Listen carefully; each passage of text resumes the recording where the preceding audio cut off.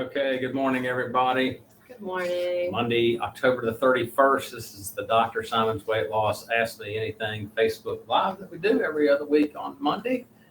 And we want to thank anyone who's attending for attending. Yeah, happy Halloween. Yeah. So we're answering your weight loss questions as we always do. And anyway, we've got some prizes. Or a prize like we always have. Yes. $25 Target gift card, right? Yes. We're going to ask you to do two things to enter as usual. We're going to ask you to comment hashtag Simon's AMA as well as like this video. You will be entered and we will draw a winner at the end of the show. So please do those two things for a $25 Target gift card. Hashtag Simon's AMA, like this video. Marianne, happy Halloween to you. Thank you so much for being with us.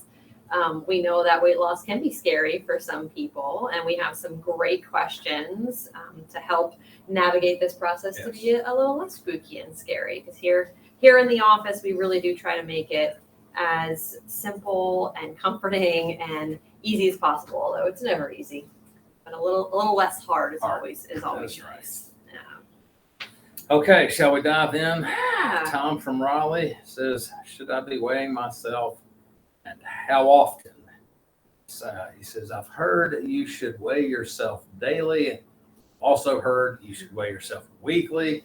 I've also heard to ignore the scale altogether. We've heard all those things too. Yeah, you're not alone, Tom. It's confusing. Well, Tom, I guess it just depends on what kind of person you are. If you're overly obsessive compulsive, maybe weighing every day is not a good idea if it's going to drive you bananas. Mm-hmm. Okay. But as a general rule, I'm a fan of weighing right when you get out of bed, before you put on any clothing and before you eat or drink anything. That really kind of tells you where your progress is. And I think that a lot of our patients have had a negative relationship with their scale, but when they're losing weight and they can see that it's working, it's a very positive motivation. And they're able to say, okay, yesterday I eliminated these carbs and I did a certain amount of walking, for example, and look, my scale number is down, right? The converse is also true. If you decided to, like tonight, Halloween night, for example, if you loaded up on a certain types of candy and whatnot, and you get on the scale tomorrow morning and you realize your weight went up, you're like, oh, I knew I shouldn't have done that. And so the alarm goes off in your mind, hey, stop doing stuff like that, right? So it really is a very good feedback mechanism, a good psychological tool for a lot of people. And the one kind of person, however, I would say maybe not to do it is if you really obsess about things, then maybe just do it once a week. Yeah, I completely agree. I think it's very individualized. The majority of individuals do need to track their weight. And we know that from looking at research. There's something called the National Weight Control Registry, where we have information on individuals who are able to lose weight and keep it off and what characteristics they have alike. One of them is that they weigh every single day. They are very diligent because that accountability and that feedback is key. So Tom, if you really like numbers, you're data driven, you want the feedback, it means something to you, I would, just like Dr. Simon says, step on the scale every morning after you use the restroom, before you eat or drink, no clothes. That's what we call your true weight. Something to note, we cannot recreate that in the office. So I know it can be very confusing when your scale at home is different from our scale here and different from your primary care provider's office. That's okay, right? We can gain weight throughout the day from eating, drinking, just retaining fluid. Maybe not using the restroom as much. I mean, it's very common. So that morning weight is an important one. And I am a fan of daily weights as well, but the weekly is a good option if daily feels like you get too nitpicky with yourself, or if you didn't have a night where you ate a bunch of Halloween candy and you were still up the next day. There are other variables. You could just be retaining more water. For women, our cycles play a huge impact, our menstrual cycles, on how much we weigh, how much water we're retaining. If you're constipated, that can play a big role. So there are variables we need to consider. But when I do recommend weekly weights, I usually say Wednesday. I usually say Wednesday morning is a good time. It's far enough on the weekend on either end. Usually Monday morning weights aren't the best, right? Some of us get a little willy-nilly starting on Thursday night for a weekend. So Wednesday morning is usually what I recommend. If we're going weekly. Like that. That's good. Yeah. And if you are going to ignore the scale altogether, I think we've talked about this too, you still need another means. You still need another means to measure yourself. So we do have patients who say, I have a certain dress, I have a pair of jeans, I have a pair of shorts. That's their measuring tool. But you need something to look at other than the mirror, because we definitely can perceive things a little differently. Or if we have something concrete like a number or a piece of clothing, that helps really let us know, yes, you're making changes. Even if you look in the mirror and you're not sure, you put on that pair of slacks and they fit a lot better than they did the week before. Yeah, that's right. That's a great Exactly question. right. Yeah. So, welcome to the Dr. Simon's Weight Loss Ask Me Anything Facebook Live. Halloween. Happy Halloween. We're answering your weight loss questions. Annette so far is the only one that's entered. If you want to enter with Annette for the $25 Target gift card, please like this video and comment #SimonsAMA. Annette is on it.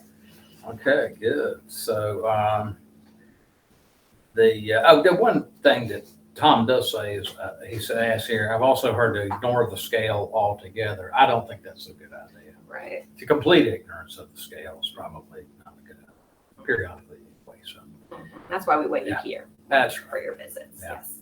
All right, Sara from Durham. Sometimes I end up overeating and I feel a lot of guilt. So I skip the next meal and end up hungry and overeating. How do I break this cycle? It kind of goes, now that question ties in with the next question then from Andrea. Andrea says, does timing of when I eat matter? Okay, so these two kind of questions from Sara and Andrea kind of go well together. Mm-hmm. Yes, kind of like ham and cheese, for example. So I agree. Or butter and eggs. Or butter and eggs. That's right. Yeah. So we could go on. I know the analogies are starting to pop up in my mind. It just came out of nowhere. We're good at summer ourselves there. Okay, so yeah, so this idea of the overeating, and then I don't mind skipping meals at all. Neither one of us do. We don't like skipping meals if it leaves you famished and then you make some real bad decisions and eat a bunch of stuff, and not only a lot quantity wise, but then if it's rotten stuff, it's even worse. Poor quality. That's right. Yeah. So there's this famous story in the Old Testament. So if you've read the Old Testament, this is common to at least 3 world religions, right? This story a lot of people know, and it's the story of Jacob and Esau, and they're brothers, and their dad, I believe, was Isaac, and so the one's a hunter, Esau, and the other is kind of a mama's boy, Jacob, right? And so Jacob's at home cooking, and Esau's out on a 3-day hunt, can't find anything. And so he comes back famished and starving. Now, Esau is the heir to Isaac's estate. He's the firstborn son. He's the heir of Isaac's estate, and the estate is huge. He comes in, and he's famished. This is what happens sometimes to some people when they skip meals, right? He smells Jacob's cooking, apparently with some sort of bowl of stew. And he made a very bad decision. He traded his inheritance for that bowl of stew. Jacob swindled him out of it, right? So this illustrates what can happen when you get famished and your blood sugar gets poor decision making. And that's why I didn't say it's not just about the quantity of food you eat. You might just go for the ice cream, the whole gallon of ice cream. You see, I skipped the meal, and you can make a decision like that. And this stuff happens. And so, again, kind of like we talked about in the first question, you got to know yourself and admit to who you are, right? So we don't mind that you skip meals as long as when you do eat, it's a correct amount with the correct type of food, right? And so the point isn't to overeat at one meal once you skip meals. It's just to eat at a meal like normal, right? So I would say then the answer for Sara, if this is the case where she gets famished and all of that, is wrapped up in Andrea's question. This is where timing does matter. Yeah. Knowing who you are, making a plan, and this is key. Make a plan and prepare. It's going to happen, right? So, one of the things that I do, I buy these meals from Elite Prep Meals that we have the refrigerators here in the office. I just order from them every week and get my order delivered on Monday, and they're perfectly portioned and they're balanced with the right macronutrients. I might season them a little bit and so forth, or sprinkle a little cheese on them or something like that. But the bottom line is they're transportable. Pop them in the microwave. You're ready to go. I don't have to go to the store. I don't have to buy anything. Whip it up, prepare it, portion it. It's all done for you, right? It's all done for you. The easy button. Yes. And so the whole purpose is that I won't get famished, come home in the evening and say, the heck with all this keto stuff.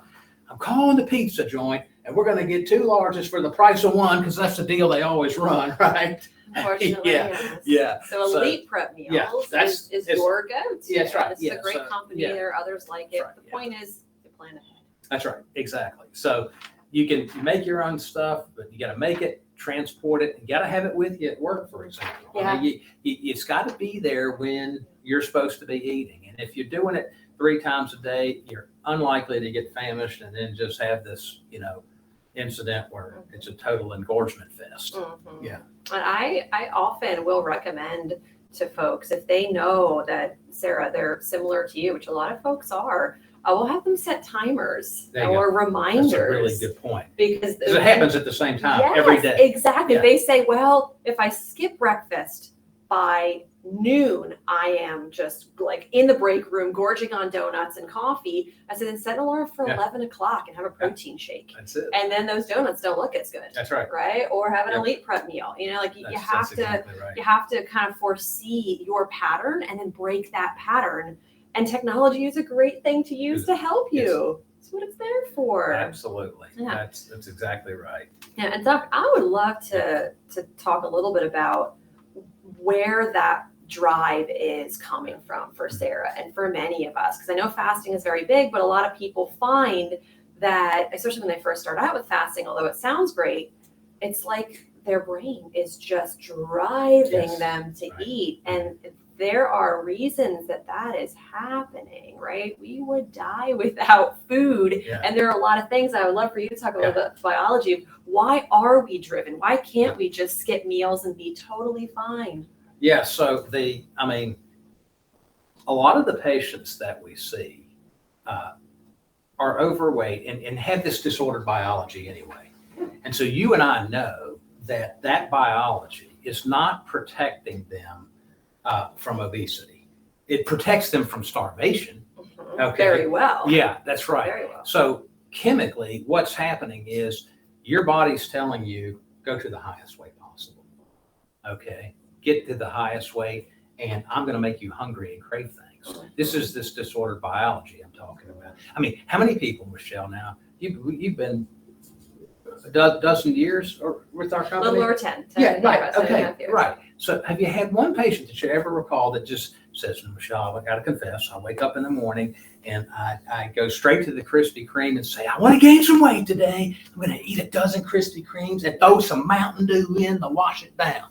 Right? No. So that I can gain some weight. No, we do not have hard gainers. Bam. So no one wants, the point of this biology is no one wants to gain this weight, but this biology is driving them to do it. Mm-hmm. And this is why we treat people with medication and look for correctable things like hyperinsulinemia, right? Okay, so being insulin resistant and making all of this insulin, driving this sort of physiology, we're going after that and trying to treat that with, diet and exercise and behavioral change and medications so that we can bring that under control and your brain is not always telling you that. Yeah. That's right. And so we've got weapons and tools to do it. And many of you have tried these things that we're talking about, but, there's a reason for this, Sara. There's a reason for this. You are not alone. You're not imagining the stuff. No. It's real. And so I would just caution you. I always caution people about the advice they get from other whether they're medical professionals or personalities of various kinds or whatever, it just says, suck it up, behave yourself. You're use your willpower. Yeah. You have very weak character is the implication, right? And that's not what we're Bologna. dealing with here. That's right. Yeah. Bologna's delicious too. Exactly.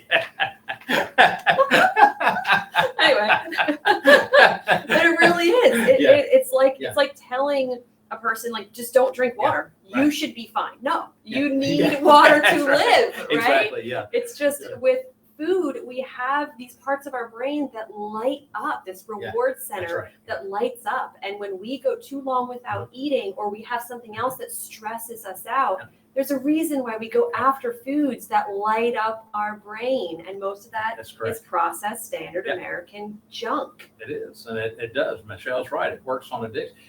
You basically have a part of your brain, the anxiety part, okay? And it's doing its job, and it's over there like a banging cymbal that's really loud in your head. And, in response to that, conceptually, humans can do that. They want to trigger this limbic system, which releases the pleasure hormones. It stops the banging cymbal.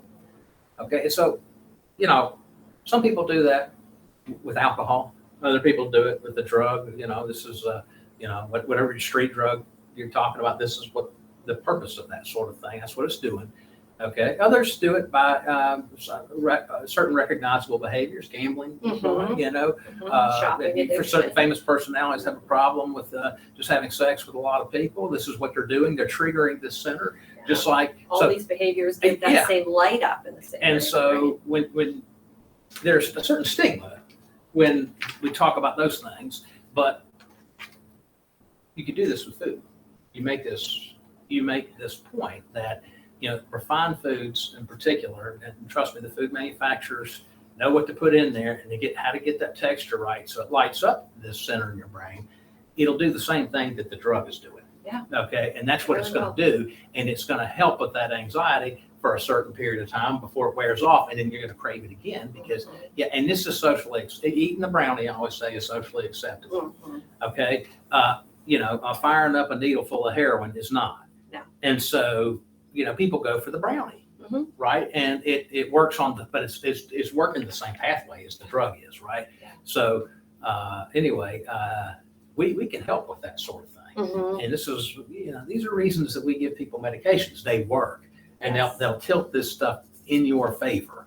And so if you haven't been to our office, I would say, come on. You're the kind of person we want to talk to. Yeah. If you hadn't come in a while, come back. Yeah. Okay. Yeah. And some of the medications that we use for this are one of the oldest medications we use is phentermine. Phentermine was approved in 1959 and it's been widely used ever since, very successfully, safely. Sometimes when people ask, well, what's the phentermine really going to do for me? Sometimes my response is it will turn down the volume on the voices in your head saying you want to taste that, right? It will take away those invasive thoughts of food where you actually want to be focused on something else, and yet your brain will not stop telling you you've had salty, now you want sweet, what are we going to have next, right? So it's a very successful medication. We also use a medication frequently called topiramate or Topamax, and that can help specifically in that reward center to help quiet that drive to eat, even when you know you're not hungry. And then metformin is something we use a lot for insulin resistance. There's several other medications approved like Contrave and some injectables like Saxenda, Wegovy. So if you're concerned about using medication, have some questions, give us a call, because our patients are so much more successful when they have the tools to help them for this job. You don't have to do it by yourself. Yeah, and it still work even with the medicine, but the medicine helps tremendously to take some of that burden off. Totally agree. So Andrew's question about this timing, timing of when I eat matter. Yes, and I think that played into Sara as well. I also want to touch on timing of eating when it comes to circadian rhythm, right? So I talk a lot to people about how we really should be eating most, if not all, of our calories when the sun is up and not when the sun is down. And there's actually a biology related to that. There's a lot of research on shift workers and when they're awake during the night and eating during the night and asleep during the day, they're at risk for a lot more metabolic conditions, psychological conditions. I mean, there's definitely something to be said for we should be asleep when the sun's down, we should be awake when the sun's up as much as possible. I know that's not possible for everyone. Our world runs 24/7. I get that, but we do need to keep in mind that as far as eating goes, once the sun sets, we really should be done. And this intermittent fasting craze has been really big. I think, Andrea, if you can squeeze your calories into a smaller window of time when the sun is up, there is benefit to that. We can have a whole show on fasting. We might have done whole shows on fasting at this point. Maybe we will do one. If you still have questions about it, let us know. But yes, timing absolutely matters, and that is a good question. But if you're unsure about you specifically, what timing would work, it is individual, right? We're not going to tell someone like Sara to eat all of their calories in a 6-hour window and then go 18 hours straight without eating. Whereas we might tell you, Andrea, that that's okay. Right, exactly. For you, you may say, oh, what a relief. I'm not hungry in the morning. I don't want to eat before noon, and I really don't like laying down on a full stomach. I'd really like to just eat between 12 and 6 or 12 and 8. That's we say, perfect, that works for you. Yeah, so there's a lot of our patients who we do recommend a long fast for, and but they don't, but again, kind of back to Sarah's point, but they don't overcompensate for that when they do eat. And so we kind of help you sort through some of that stuff, try to find the right thing for you. Yeah, exactly. So Ashley from Cary is asking, I've lost weight and I always regain it. How do I lose weight and keep it off for good? This is the $1 million question, Ashley. Yeah. I promise you're not the only one who is wondering this. I think every single patient. Biology is trying to take you back to the highest weight. Yes. Finish line is the grave. Okay, this is why I say this, because your biology, once you've lost weight, is trying very hard to make you gain it back. Okay, and I don't care how you lost your weight, whether you had surgery, whether you take medicine, whether you just do it on diet and exercise. I mean, I just saw over the weekend on Twitter, one of my favorite singers, if you've ever heard of the band Dan and Shay, and had a chance to see Shay Mooney, the guy who does the most singing in the band. Does he have the beard or the long curly? Okay, yeah, he's got the beard. He's got the beard, okay. So he just lost 50 pounds in 5 months, okay? So he looks like a different dude. I tell you, that dude is the most amazing singer I've ever seen. And up close, it is absolutely unbelievable to see someone with that kind of talent perform. But he's got this problem now that all of our patients run into, okay? I mean, because he's very much in demand on tour. And when you're on tour, you're out there doing the stuff. It's hard to control what you're eating and this, that, and the other. But he said, I've been walking 7 miles a day. I've been eating clean, and I gave up alcohol. And those were his keys. And so his challenge is going to be, he's going to have to continue to do that. Yeah. It's not like, or some degree of that. Yeah. And so when you're talking about keeping weight off, it's a long-term proposition. And it's the same 4 things that we talk about here in the office. Okay, it's a nutrition plan, a physical activity plan, behavioral modification, which is lifelong, and then whether or not you need medication. And it's okay to take medication for the long term to keep weight off. Okay, you're going to be much better off. Dan will be, Shay's going to be much better off if he does not gain that weight back, right? And so if in his case, I don't think he's taking any medication. The interview I saw about it didn't indicate that he was, but let's just say that he was as an example. And if I was his doctor, I would say, well, if you needed to help keep it off, bro, let's do it. We don't do that with blood pressure medicine. We don't put you on blood pressure medicine, watch your blood pressure get normal, and then say, all right, you're good. Yeah. Take the medicine away, because what's going to happen? Blood pressure's going to go back up, right? Yeah. Same with weight, right? In this gentleman's case, that 50 pounds, his brain thinks that he has lost it and it must be found again, right? It is not a good thing. Yeah. It is going to try to find that 50 pounds wherever it possibly can. And watching this, if you're a patient, you know what that is like. You know what it's like to put the effort in. And, Ashley, too, because you asked this question, you know what it's like to work so hard to get it off, and to feel so defeated when it starts to come back on. And what Dr. Simons is talking about is the things that we have to do to lose the weight are the things generally that we must continue to keep the weight off. So there's no really such thing as I can't wait till this is over. I can't wait till I can go back to eating a certain way. That's just to see. And that's kind of the diet culture. That's what we're told, right, exactly. Like the diet is this many days, this many months, right? In reality, it is figuring out how to get the weight off and then figuring out how to keep it off. Those don't have to be exactly the same thing, but for many of our successful patients, they are pretty similar, if not the same thing. Yeah. So don't beat yourself up, Ashley. It's very common to lose and regain. Your body wants it back. It's going to do anything it can to get it back. So if you haven't been in for a while or you've never been in, come see us. Let us help. Right? We really can give you tools that make this a lot easier. That's right. I agree with that. Dolly is asking a question. Does the brain ever stop trying to find that lost weight? No. That's a good question, but unfortunately, the answer is no. That's right. It's trying to do it. Yeah. And so you're in, I'd like to candy coat it and say your problem solved at some point. It's not. It's something that takes work. You got to manage your checking account. Even if you do have a lot of money, you still have to manage it. But it's even more critical if you're not inordinately wealthy. You have to watch that thing, right? And so it's that mindset. You got to have that mindset about, you're going to be doing the thing with your checking account forever, right? And so it's that kind of mindset with the way that you eat and what you decide to eat and how much. And you just have to have that kind of mindset all the time. Yeah.